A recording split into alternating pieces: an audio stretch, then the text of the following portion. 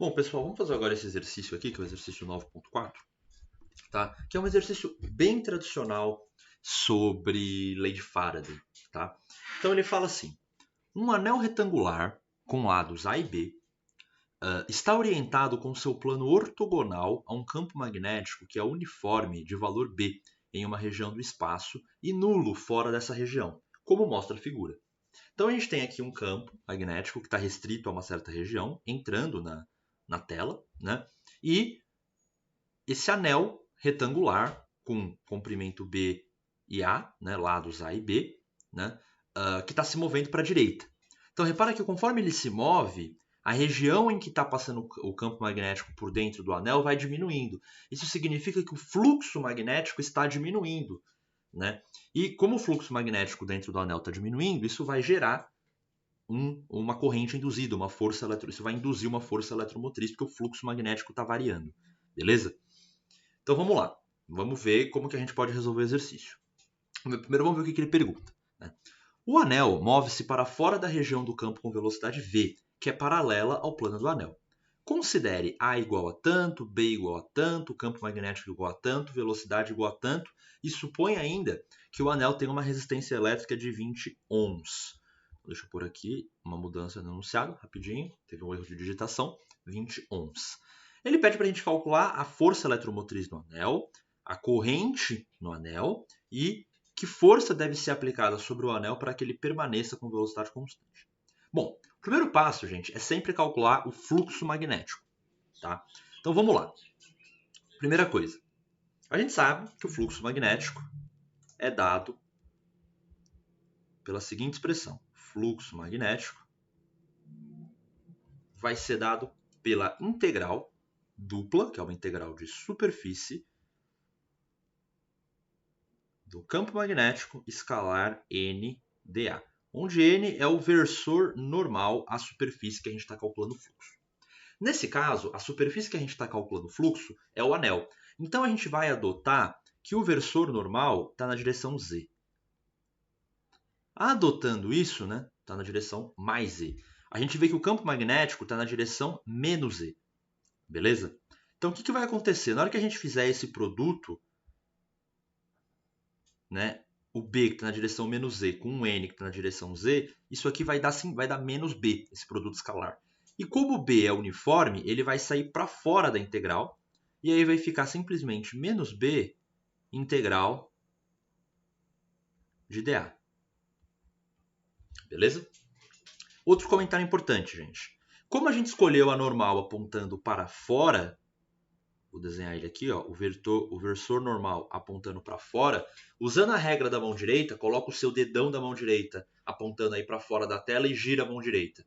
Vocês vão perceber que isso significa que o sentido positivo de corrente induzida na espira vai ser o sentido anti-horário. Então a gente vai calcular a força eletromotriz, vai calcular a corrente e tudo mais. Se a gente obter um resultado positivo, significa que a corrente vai estar percorrendo o circuito nessa direção, né, no sentido anti-horário. Se a gente obtiver uma corrente, uma FEM, uma força eletromotriz negativa, significa que vai estar percorrendo no sentido contrário. Tá? Essa é a regra de convenção que a gente usa. Bom, eu vou comentar um pouquinho mais dessa regra mais para frente na questão. Tá?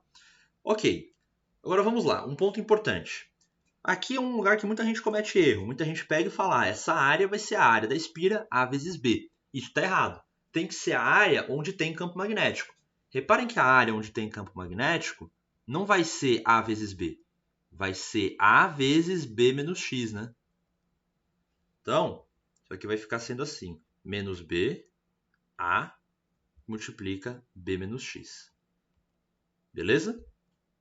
Show de bola. E é isso que a gente pode escrever assim. A gente pode escrever isso aqui como sendo menos BAB mais BAX. Bom, agora a gente vai recorrer à lei de Faraday. A lei de Faraday diz que a força eletromotriz é menos a derivada temporal do fluxo magnético. E aí o que acontece? Esse primeiro termo do fluxo magnético é constante. Então, ele não vai importar, a derivada dele vai ser zero. Esse termo aqui não é constante, porque conforme a espira, o anel se move, né, o x varia. Então, reparem que a gente vai obter a seguinte expressão. A gente vai obter menos BA que multiplica dx dt. E, gente, dx dt vai ser simplesmente a velocidade. É a taxa com que essa coordenada está variando no tempo. Isso é a velocidade. Tá? E reparem que conforme o tempo passa, x aumenta. Então, dx dt é um valor positivo. Tá? Então, a gente vai ter a seguinte relação. Essa é a expressão para a força eletromotriz. Como essa força eletromotriz ela é negativa, isso significa que a corrente induzida no circuito estará no sentido inverso, estará no sentido contrário ao que a convenção que a gente obteve aqui, no sentido inverso da convenção que a gente obteve. Beleza? Tá? Então, né, valor negativo, temos isso aqui. Bom, e a gente pode falar que essa força eletromotriz é igual a R vezes I, usando a lei de Ohm. E aí daqui a gente tira que a corrente é negativa também, sendo menos B AV dividido por R. O que importa mesmo, gente, é sempre o módulo da corrente, tá? O sinal só indica que ela percorre o circuito no sentido contrário à nossa convenção do sinal. Beleza? É só isso. Tá? E tem um jeito da gente conferir isso, que é o seguinte. Qual que é a ideia, gente? A gente sempre pode pensar, tem uma forma prática da gente descobrir qual vai ser o sentido da corrente induzida sem fazer as contas. A ideia é a seguinte. Bom, o fluxo magnético está entrando na espira. Então, o fluxo magnético está para dentro da espira, está entrando aí para dentro da tela. Conforme eu movo o anel, eu estou diminuindo o fluxo magnético na direção para dentro, né, para dentro da tela. O que acontece é que a fêmea induzida sempre atua no sentido de impedir a variação do fluxo magnético. Então, se eu estou diminuindo o fluxo magnético, a minha corrente induzida ela vai atuar no sentido de impedir essa diminuição. Então, ela vai induzir, entre aspas, um campo magnético que aponta para dentro também. Porque eu tinha um campo para dentro, e aí eu estou diminuindo o fluxo magnético associado a esse campo. Então, a ideia é que eu vou aumentar, eu vou criar um novo campo induzido, que tem que estar no mesmo sentido do campo antigo, nesse caso, para que essa diminuição de fluxo não aconteça. Então, eu vou ter esse campo apontando para dentro. E para que eu tenha um campo magnético induzido apontando para dentro, a corrente precisa percorrer o circuito no sentido horário.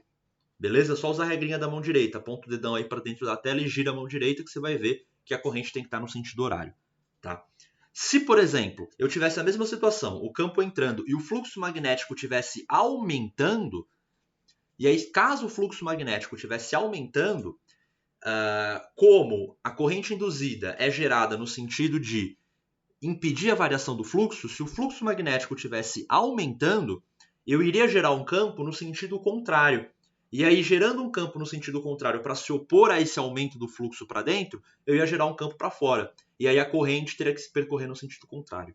Então, esse método que eu passei agora para vocês, gente, é um método prático para verificar se vocês estão fazendo as contas certo, se os sinais estão batendo e tudo mais. Tá? É uma forma prática de descobrir aí o sinal da corrente. Tudo isso que eu discuti com vocês é basicamente a lei de Lenz, que está interpretada nesse sinalzinho de menos aqui da lei de Faraday.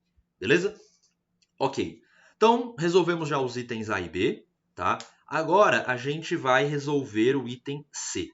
Gente, o item C ele fala de força, e o item A fala de força eletromotriz. Primeira coisa que eu vou ressaltar, eu já falei isso em outro vídeo, mas eu vou repetir. Força eletromotriz não é uma força no sentido físico, não é uma força dada em newtons. Força eletromotriz é uma tensão, é uma DDP, é dada em volts, tudo bem? No item C ele quer uma força mesmo, uma força em newtons. Como assim? O que acontece, gente? Olhem para essa porção de fio aqui, ó. Vou até marcar ela aqui. Olhem para esse fio aqui. Esse é um fio em que está sendo atravessado por uma corrente. Se ele é um fio que está sendo atravessado por uma corrente, vai aparecer uma força resultante sobre ele. Né? Por que eu não estou considerando essa porção de fio e essa porção de fio? Porque a força que aparecer aqui vai ser anulada pela força que aparecer aqui, nesses fios horizontais. Então eles não vão importar. Agora, a força que aparecer nesse fio aqui da esquerda não vai ser anulada pela força que aparecer no fio da direita. Por quê? Porque o fio que está na direita, ele não está sob ação de campo magnético, então não vai aparecer força magnética nele. Vai aparecer força magnética apenas nesse fio aqui. Beleza? Então a gente tem que olhar para este fio aqui com cuidado. Tá? Então já resolvemos os itens A e B. Tá? Já temos essas expressões aqui. Então deixa eu guardar a expressão da corrente. Tá? Vou guardar esses dois resultados aqui. Ó. A corrente é menos IB, é menos BAV sobre R. E a força eletromotriz é menos BAV. Tranquilo? Então já resolvemos aqui os itens A e B. Vamos nos preocupar agora com o item C. Tá? Então vamos lá. A gente tem basicamente a seguinte situação. A gente tem um fio aqui, tá? De comprimento A, beleza? Sendo atravessado por uma corrente I, e tem um campo magnético apontando para dentro da tela aqui. Beleza? Opa, deixa eu...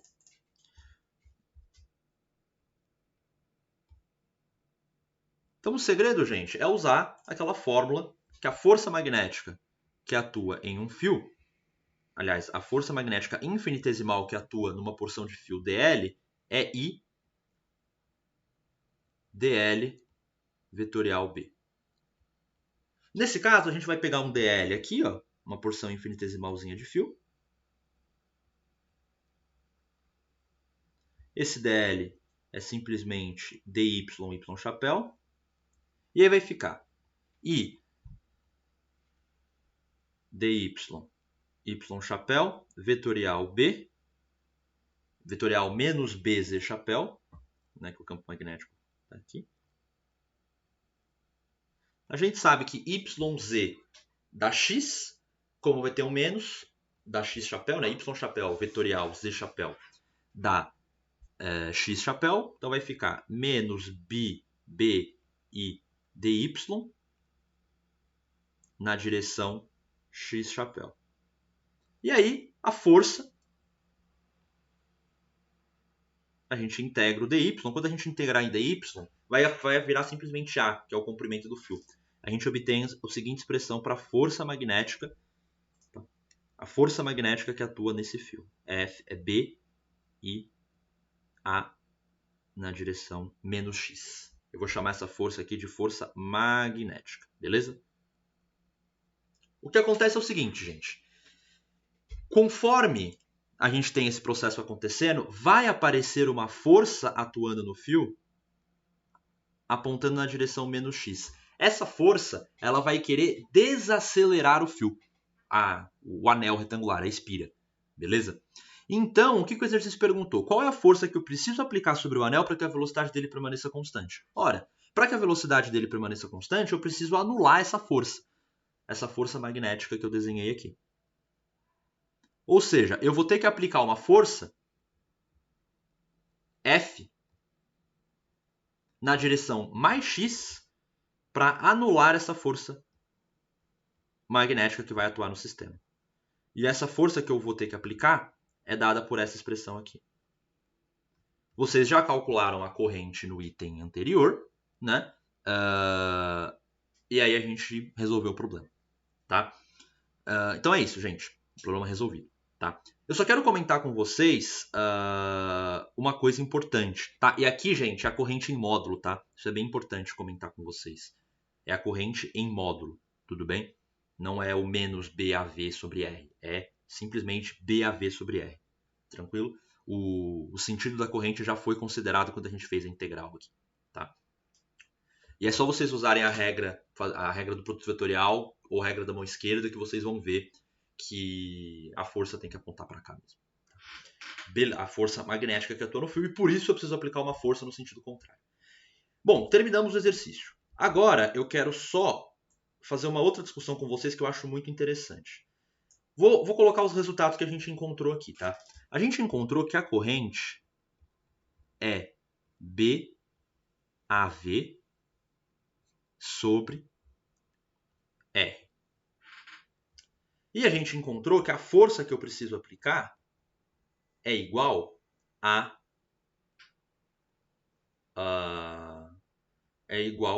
B a I. Ou seja, é igual a B A vezes BAV dividido por R. Portanto, B quadrado A quadrado V dividido por R. Beleza? Bom, existe uma fórmula para a potência de uma força. Qual é a potência que eu estou fornecendo para um sistema quando eu aplico uma certa força, né? Tem uma fórmula para isso. E aí, o que essa fórmula diz é o seguinte: ela diz que a potência é a força vezes a velocidade. A potência mecânica que eu aplico, a potência mecânica que eu aplico sobre um corpo é a força vezes a velocidade que esse corpo está se movendo, né? Então a potência mecânica que eu aplico sobre um corpo, para ele se mover com velocidade, para eu manter a velocidade dele, é igual à força que eu aplico sobre ele vezes a velocidade.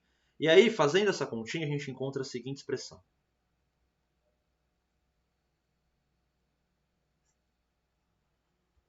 Agora, gente, vamos calcular a potência elétrica associada a essa corrente. A potência elétrica pode ser escrito como R vezes I quadrado.